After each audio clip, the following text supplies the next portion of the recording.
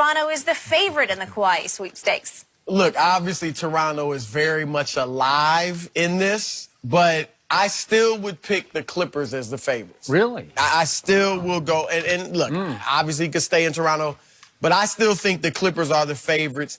I think this is going to come down to a lifestyle decision for Kawhi. And lifestyle-wise, I think he wants to be in Southern California. He wants to be in warm weather. Like, if you're that sold on Toronto or considering Toronto that strongly, why are you meeting with as many as 5 other teams? At least 4 other teams are what the reports are. Like, what has Toronto not done for you? You won a championship there. You can make $50 million more there. The city and the country has given you everything you want. You get along with your teammates. You fit well with them. The medical staff you can trust. Like, what else is there that you need to hear from anybody? And I don't think Kawhi is just a guy that wants to have this big tour and have it be so publicized and have that attention. I don't think that's it. What I think it is he wants to meet with other teams, particularly, I'm going to say the Clippers, to see if they'll offer you what Toronto did. So to see how their medical what Toronto did in the way that they coddled him or babied essentially. him. Well, I mean, like I'm not going to say they babied him, but look, the rest, the load management. I don't know I doubt they'll go in there and say, look, Kawhi wants 15 games off a year, but I think they'll talk about the second game of back-to-backs or first game of back-to-backs. I think they'll talk about some type of load management. How do you feel about that? What if he needs rest during the regular season? So on and so forth. I think he wants to get a feel for that training staff. Can he trust them? Do they have similar routines, techniques to what he experienced in Toronto? I think all of that. And look, the Clippers will give him all of that. We know how well they've done with their front office. We know Jerry West is there. He's the great salesman. Steve Ballmer will leave no stone unturned. He won't, fret about paying any amount of money to get Kawhi Leonard the best he wants. And remember, they essentially assigned people to study Kawhi, to go to Raptors games, to know everything they could about him. They're going to have a presentation tailor-made to Kawhi Leonard, the player and the person. And I think that combined with being back in Southern California, that's going to be a lot to turn down. Yep. Shannon, you going to change your opinion on this? See, actually, I'm not. Because, you see, he has to go there and hope they give him that. Toronto's already giving him that. You see, this will be if Kawhi Leonard were to leave, he would be the first Finals MVP to leave and play for another team the following season. You see, Toronto is already giving him that. Load management. How many games you need? Take it. You off one of them off back-to-back? Take it. You're hoping, because you're hoping that the Clippers are going to be understanding as Toronto is. We don't know that. You see, can he build that trust? We don't have to build trust anymore. We already have trust in Toronto. We know what Toronto represents. They've given him everything that he's asked for. You're hoping that they can put pieces around him in order for him to be successful. Well, how much more successful can he be than what he was in Toronto? By winning the title and becoming Finals MVP. And also, Chris, you mentioned it. He could easily sign a 1 or 2 year deal, become a 10-year vested player, now be in line for the super duper max. Because what we've seen, everybody say, well, why would he do that with his injury history? We see Kevin Durant with a ruptured Achilles, and teams are lining up to give him a max contract. We see Klay Thompson, torn ACL, on crutches for at least the next, 3 to 4 months, lining up to give him a max deal. So a guy being injured in the NBA is not the same thing as a guy being injured in MLB or NFL. These guys are going to get their money because these are the guys that can swing the pendulum of power. The Kawhis, the KDs. So it doesn't matter. It's just, for me, I don't really know what else he can ask for. He doesn't have to worry about putting pieces in place for him to contend. He won it. And those guys are all coming back except Danny Green, who is a free agent, and Mark Gasol can opt back in with his player option. So for me, I'm still going 60-40. And after hearing you speak, Chris Broussard, I think I'm going to go 75-25. Toronto. Look, here's the thing. You mentioned the injury, and that's why I think Kawhi does need to be careful about a short-term deal, because he is injury. His body, as big and strong and tough as he is fragile. And we've seen that. He's played, what, more than 70 games, like twice? And you mentioned an ACL and Achilles. If he has that type of injury, then yeah, soon as he's back, people will give him the max. I'm not worried about that with Kawhi. I'm worried about just wear and tear, that body breaking down. Like, why in the world was he somewhat struggling during the playoffs physically? He had 22 games off for rest after only playing 9 games the year before.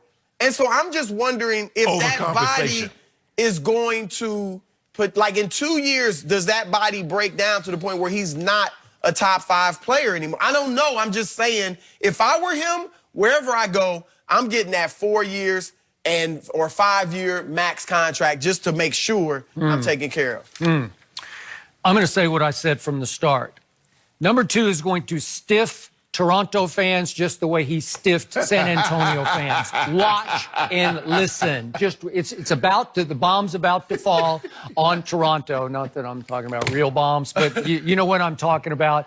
They're going to be so let down because they have all but elected him the honorary Prime Minister of Canada. They can't do any more for this man than they have done.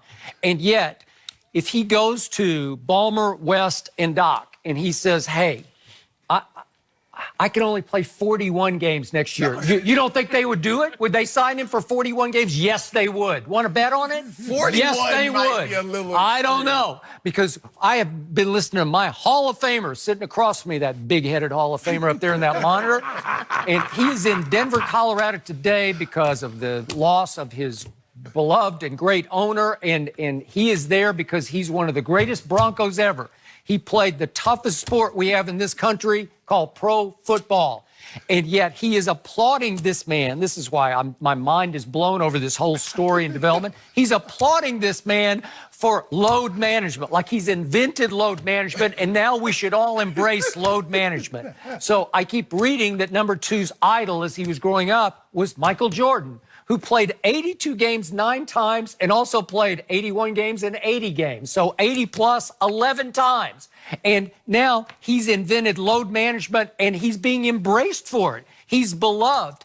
And yet you kept giving him the injury excuse. I can't remember if you did during the conference finals, going into the finals, but it was always, I kept hearing every day, boy, the Raptors should really be concerned about him because he had his bruised thigh. It lingered all the way from San Antonio all through this year in Toronto. I don't know how, but he is fragile.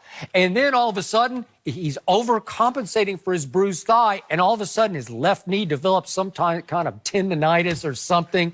And that's all I read about during the Philly. He's limping through games 3 and 4. Oh, my God, he's hurt.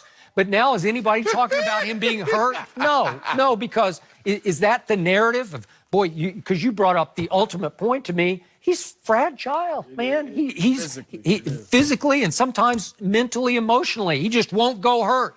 He won't play through it. It's who he is, who he always was in San Antonio. He had a litany of injuries in San Antonio that cost games.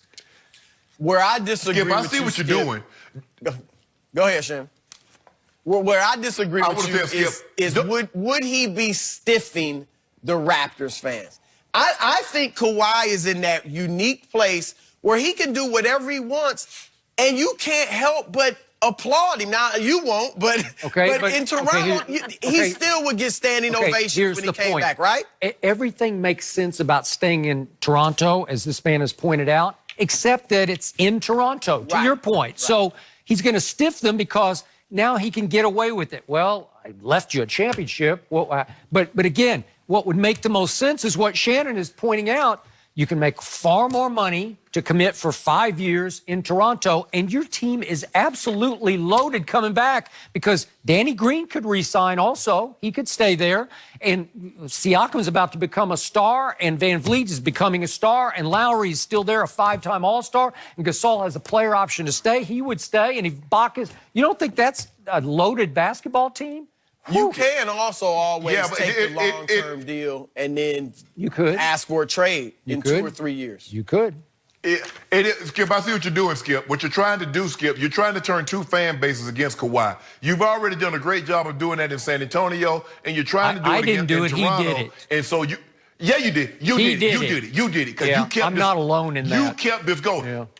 Hey, but let me tell you what Kawhi's going to do. Kawhi says he's going to go to Toronto, and he's going to tell him, I'm going to be willing to stay, but I'm going to need $191 million in American money. That Canadian money is not the same as the American dollar. So I'm going to need $190 million in American money, and you got yourself a deal. That's how it works. That's how I was going to say, That's how he doesn't have to ask It's American money. Yes. Yeah, he's getting that. You're okay. Now, well, he in Canada. They might pay him in Canadian money. I want American money. All I know is that Shannon Sharp, in his advancing age, has gone soft, completely soft. He's all about load management. Yeah. Well, right? who invented load management? I think the number Spurs. two did. Okay, Spurs. You right? True. Greg I'll buy Popovich. that. He invented load management. I told him earlier in the show, he was off for 60 games last year before they finally said, hey, what's up, man? Well, I mean, just their pattern of playing guys 31 minutes, no more than 31, 32 minutes, and then giving them, their load management was what, 6 games off a year, something like that. But that's what they invented. So in other words, Chris Broussard, so in other words, we should be blaming the Spurs because, you know, if the child is bad, he grows up to be a bad adult, who do we blame? Who do we blame? We blame